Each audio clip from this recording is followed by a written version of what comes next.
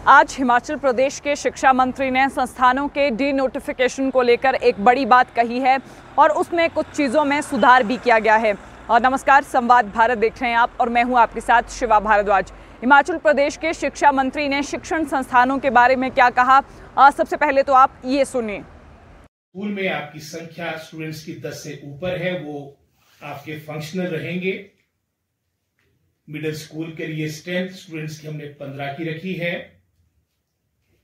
High school में ये संख्या हमने 20 रखी और सीनियर सेकेंडरी स्कूल में ये संख्या 25 रखी है। हिमाचल प्रदेश के शिक्षा मंत्री रोहित ठाकुर को आपने सुना। रोहित ठाकुर ने कहा कि जिन संस्थानों में विद्यार्थियों की संख्या कम है, अब उन संस्थानों को परमानेंटली बंद किया जाएगा।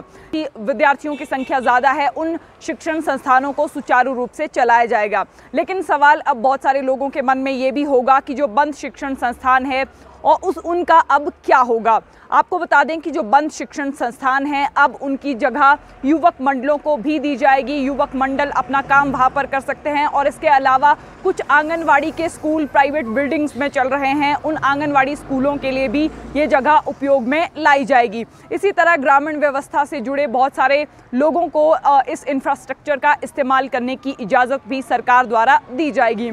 लेकिन इसके साथ साथ हम आपको ये भी बता दें कि भाजपा भी अब जन आक्रोश रैली कर रही है और इस रैली का मकसद ही यही है कि जिस तरह हिमाचल प्रदेश में संस्थानों को डी नोटिफाई सरकार ने आते ही किया है, उन डी नोटिफाई हुए संस्थानों को खोलने के विषय में सरकार के ध्यान में ये मुद्दा लाना। लेकिन जिस तरह से हमने देखा कि पिछले कल से जन आक्रोश रैली की शुरुआत भी हो चुकी है। नेता प्रतिपक्ष और पूर्व मुख्यमंत्री जयराम ठाकुर लगातार कह रहे हैं कि सरकार बदले की भावना से काम कर रही है और जो भी डी नोटिफाई संस्थान हुए हैं, अब उन डी नोटिफाई संस्थानों को खोला जाए।